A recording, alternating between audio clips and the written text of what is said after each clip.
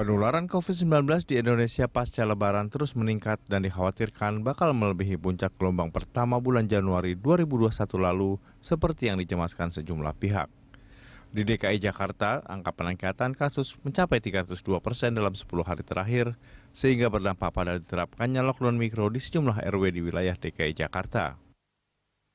Ketua Satgas COVID-19 yang juga Kepala BNPB Letjen TNI Gani Porsito dalam siaran pers di Jakarta Minggu 13 Juni 2021 menegaskan lonjakan penambahan kasus baru COVID-19 terjadi di sejumlah wilayah dan tertinggi di DKI Jakarta karena masih terjadinya kerumunan tanpa mengindahkan protokol kesehatan.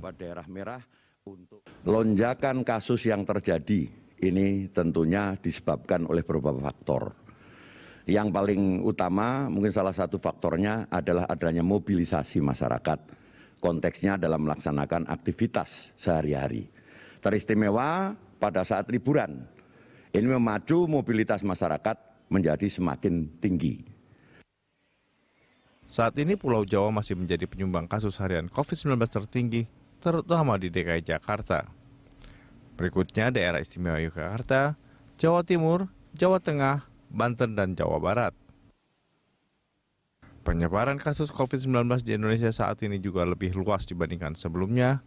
Beberapa kota di luar Jawa yang minim layanan kesehatan dan kapasitas tes juga mengalami krisis. Penambahan kasus baru terbanyak diantaranya terjadi di Riau, Bali, dan Sumatera Barat. Bagaimanapun juga pengendalian penularan di masyarakat juga harus semakin diperkuat. Ini penting agar tidak menambah beban penanganan pasien COVID-19 di fasilitas kesehatan dan lonjakan kasus COVID-19 di Indonesia bakal melumpuhkan layanan kesehatan. Tim Liputan Berita 1. Ekses lebaran COVID melonjak. Itulah topik dialog Morning Talk kita pagi ini.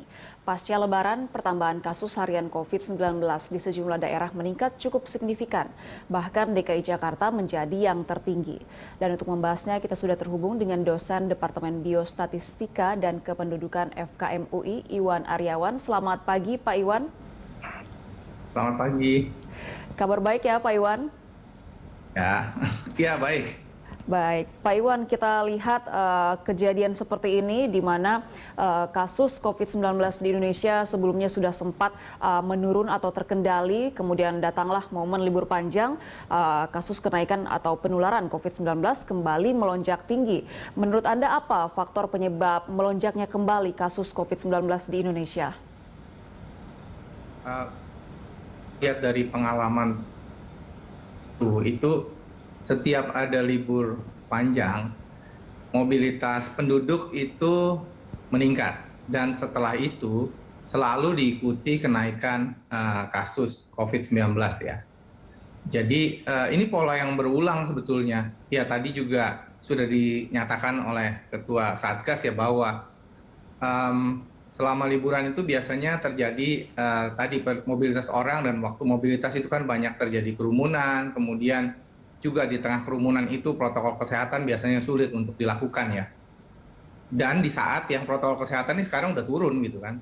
Jadi itu salah satu faktor yang menyebabkan kasus ini bertambah. Kemudian yang dikhawatirkan juga kan di Indonesia ini sudah beredar varian of concern ya, mutasi yang cepat menular. Itu kan sudah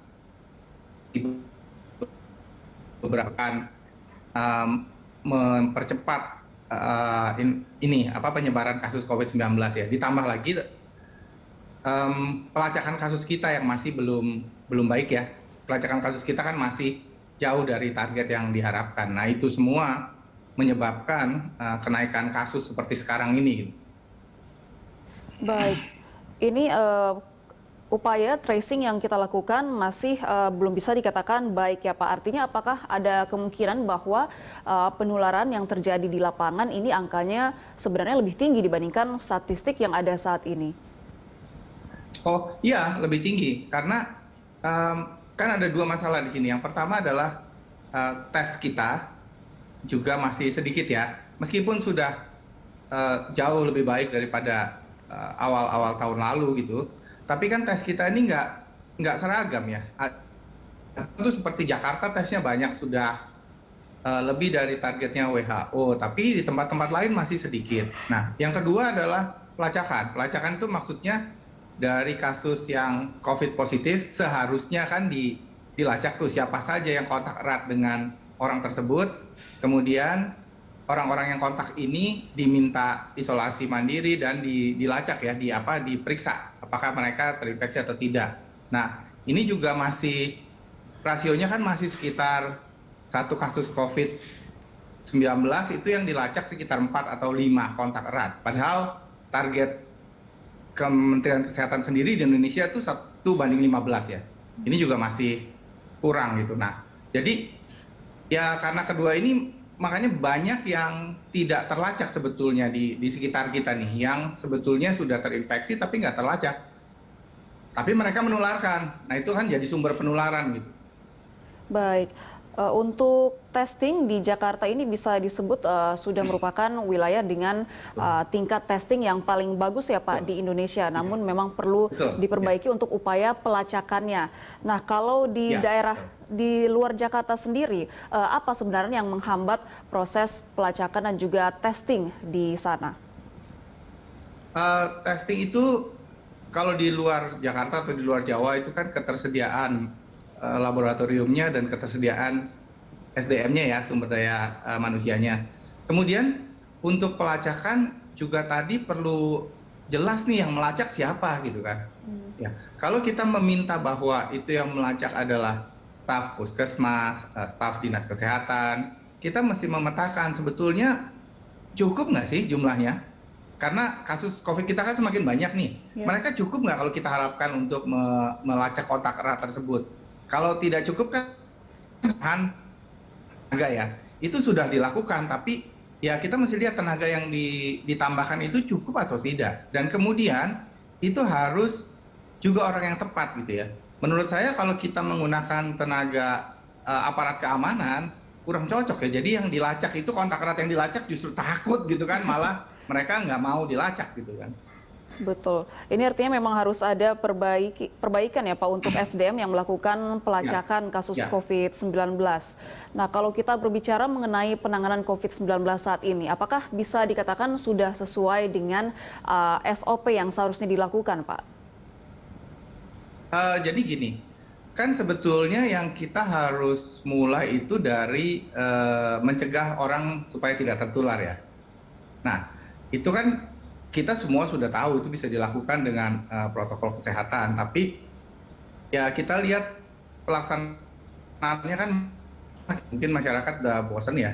Nah, itu kan perlu diperketat lagi, itu perlu didorong lagi supaya masyarakat melakukan protokol kesehatan dengan baik. Kemudian juga perlu ada penegakan disiplin ya di tempat-tempat umum untuk protokol kesehatan ini. Nah, kemudian kalau ada yang sakit dirawat di rumah sakit, itu kan harus disiapkan tempat perawatannya. Nah, sebetulnya dari sebelum libur Lebaran itu kan pemerintah sudah beberapa kali rapat dengan para ahli ya. Jadi kami sudah memberitahu juga bahwa ini akan ada lonjakan gitu. Jadi sebetulnya rumah sakit sudah disiapkan sih oleh pemerintah, artinya tempat tidur, kemudian perawatan intensif, SDM, kesehatannya juga sudah disiapkan ya. Kalau ada yang perlu perawatan rumah sakit. Nah, itu kan terbukti sekarang memang terpakai ya, karena itu kan semakin naik tuh yang butuh perawatan di rumah sakit ya.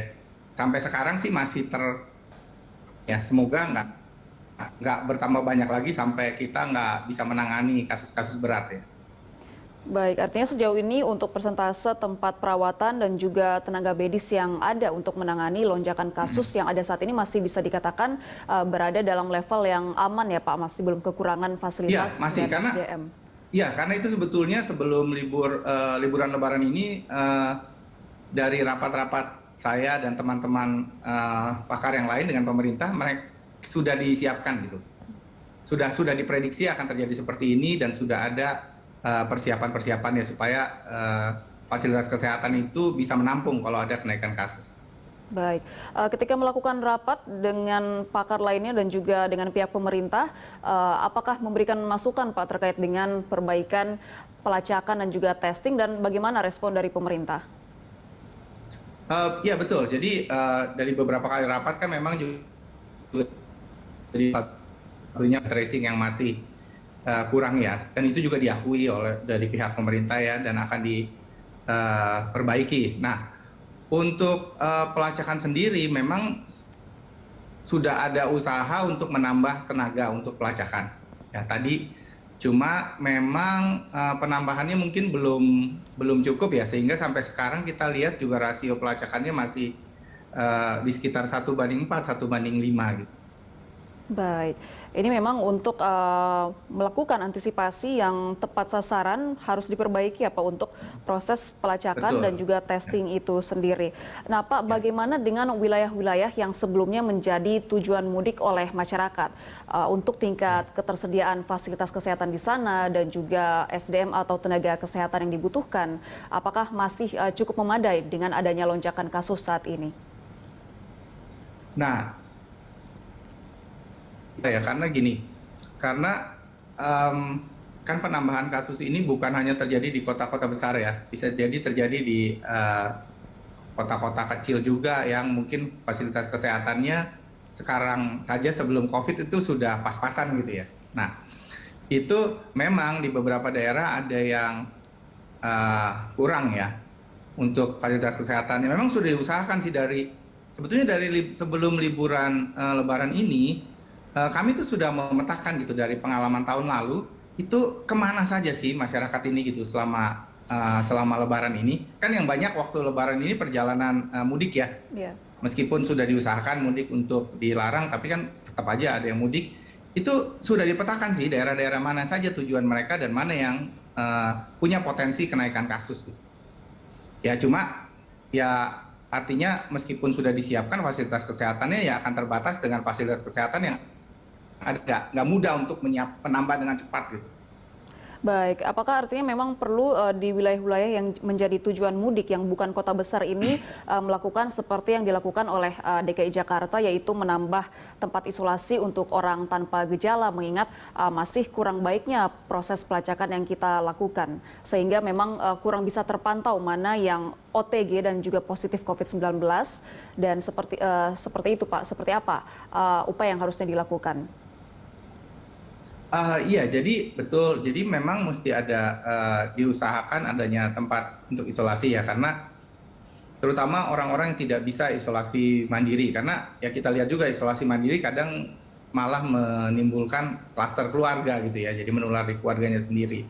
Nah itu juga, kemudian juga sebetulnya kebijakan yang sudah dilakukan tuh PPKM mikro atau lockdown mikro gitu ya, itu bisa dilakukan untuk penyebaran kasus keluar dari satu daerah. Cuma yang perlu diperhatikan adalah supaya itu dilaksanakan dengan benar gitu. Kalau kita mau melakukan PPKM mikro, ya betul dibatasi di daerah itu. Jadi jangan ada yang keluar masuk gitu kan. Bukan hanya sekedar kebijakan menyatakan bahwa oke, RT ini atau RW ini dilakukan PPKM mikro, tapi gimana pengawasannya gitu.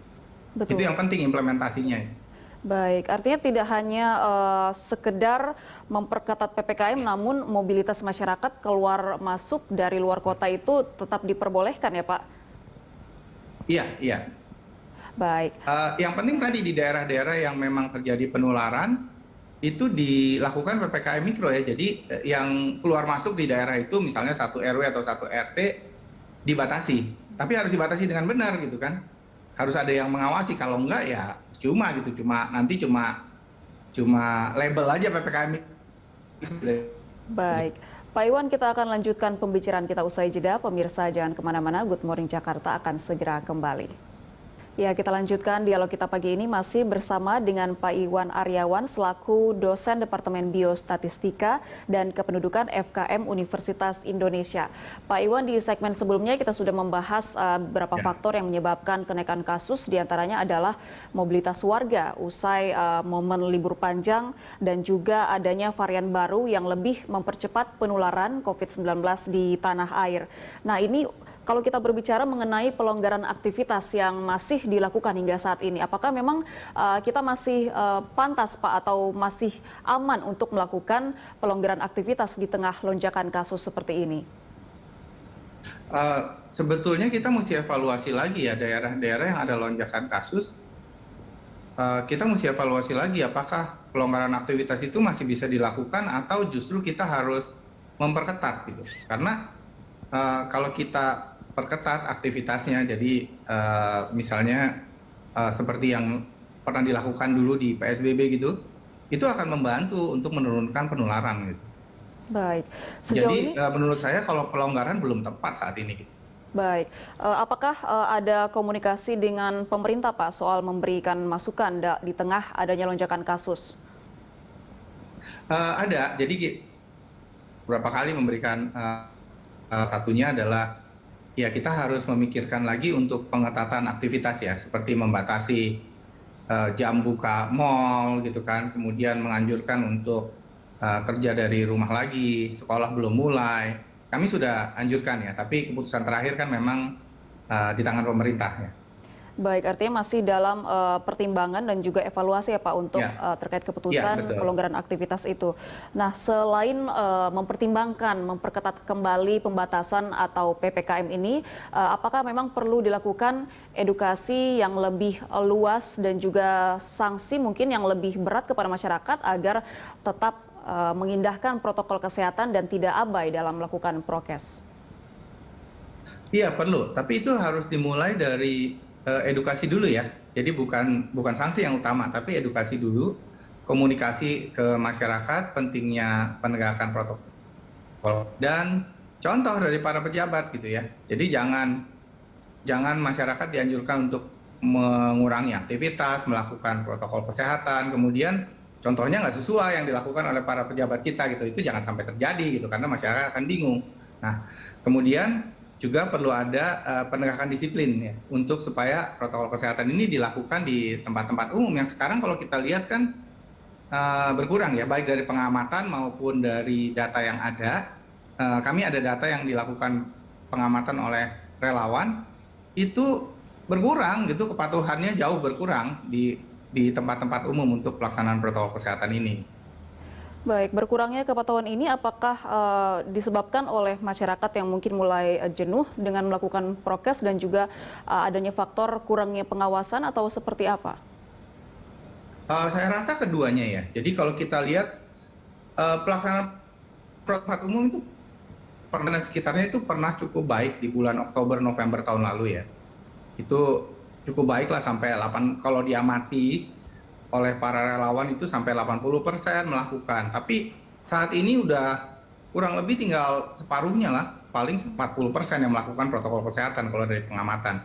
Ya faktornya keduanya karena sudah lama ya, mungkin masyarakat sudah bosan ya. Kemudian juga penegakan disiplinnya juga kurang kalau kita lihat sekarang.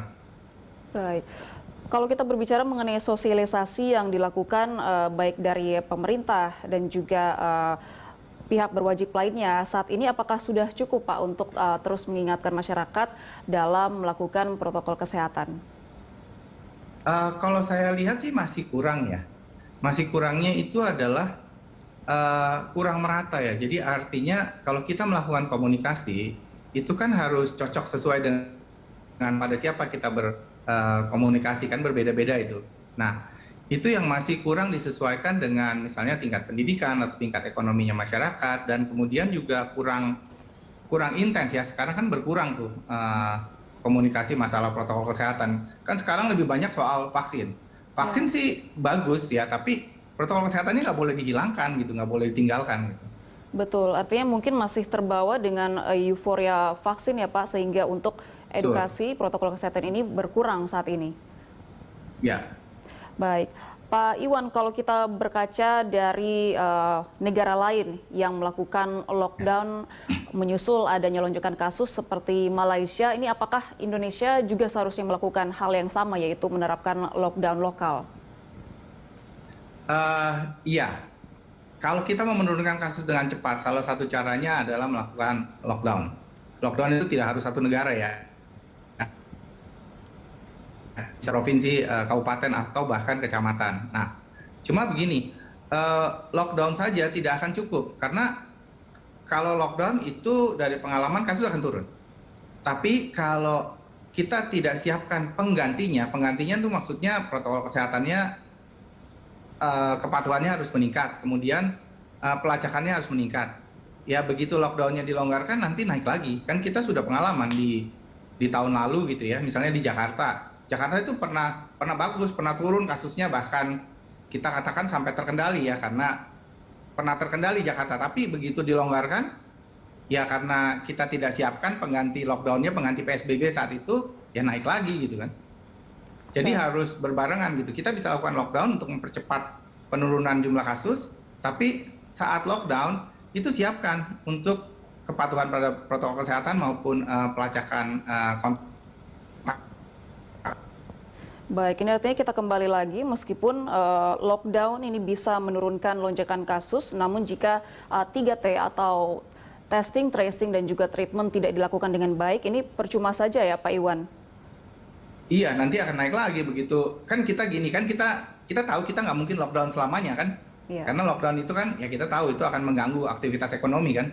Suatu saat kan lockdown harus dilonggarkan. Nah, kalau kita tidak siapkan pengganti dari lockdown ini, ya begitu lockdown-nya dilonggarkan nanti naik lagi gitu. Nah, penggantinya apa? Penggantinya tadi kepatuhan terhadap protokol kesehatan yang tinggi, yang cakupannya tinggi, dan tes, lacak, dan isolasi yang baik gitu.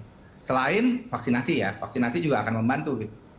Baik, kalau kita berbicara mengenai 3T, untuk kesadaran testing di masyarakat saat ini apakah sudah lebih baik? Mengingat jika kita berkaca dari awal-awal munculnya pandemi atau pada tahun lalu, ini masyarakat masih banyak yang termakan stigma dan enggan memeriksakan diri ketika merasakan gejala karena seperti takut dikucilkan begitu Pak, kalau diketahui oleh orang lain dia melakukan testing. Saat ini seperti apa kondisinya?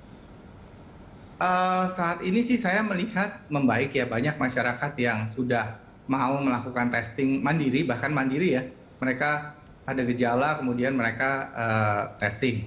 Nah, yang masih belum itu tadi follow up dari testingnya, kan sesudah testing itu harus ada pelacakan kontaknya, itu yang masih belum dilakukan dengan baik. Karena kan itu tugas dari dinas kesehatan atau puskesmas, dari pemerintah lah, kan tugas masyarakat mereka udah tes, setelah itu kan untuk pelacakannya tugas dari pemerintah untuk melakukan pelacakan.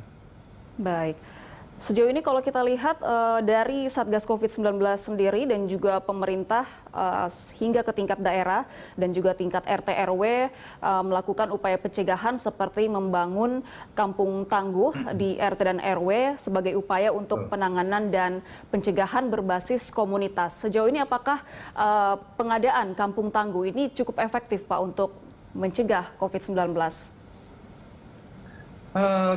Tergantung pelaksanaannya, karena kan itu tergantung implementasi di lapangan seperti apa ya. Kalau diimplementasikan dengan baik, itu efektif untuk mencegah penularannya. Tapi kalau sekedar label, ya nggak akan efektif gitu kan.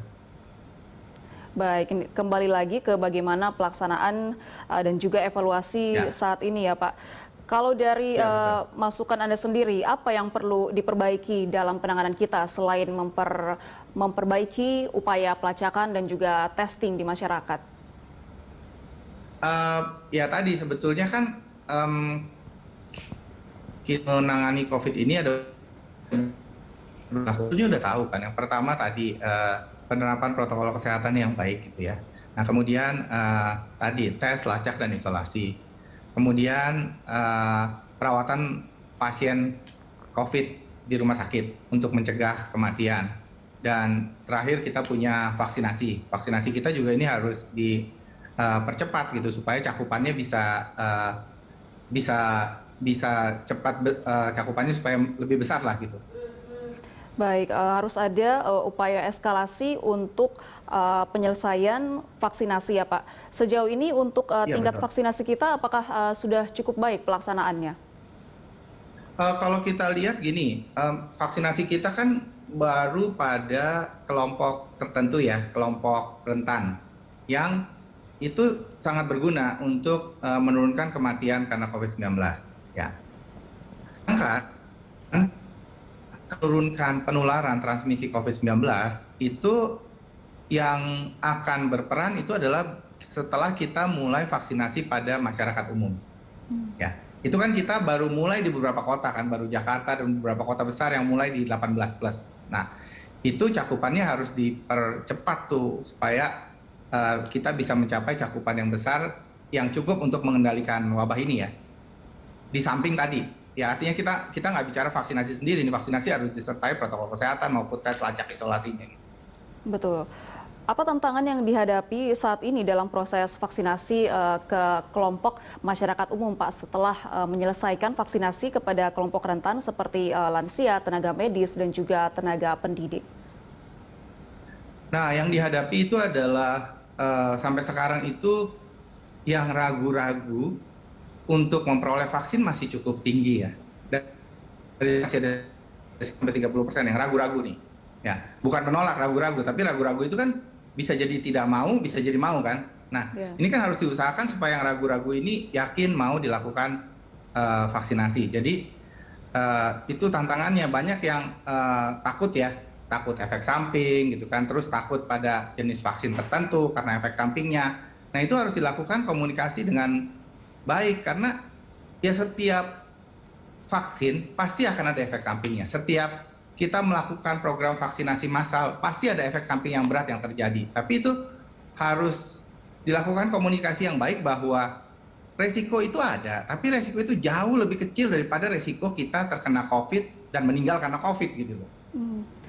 Artinya banyak yang perlu kita perbaiki ya Pak, selain upaya meningkatkan 3T, lalu harus juga memperbaiki edukasi protokol kesehatan dan juga edukasi mengenai vaksinasi ini sendiri. Sejauh ini untuk edukasi atau sosialisasi yang dilakukan oleh pemerintah mengenai vaksinasi sudah seperti apa? Sebetulnya yang dilakukan sudah cukup baik ya, hanya kalau menurut saya untuk menangkis informasi yang salah, hoax yang beredar, itu masih kurang.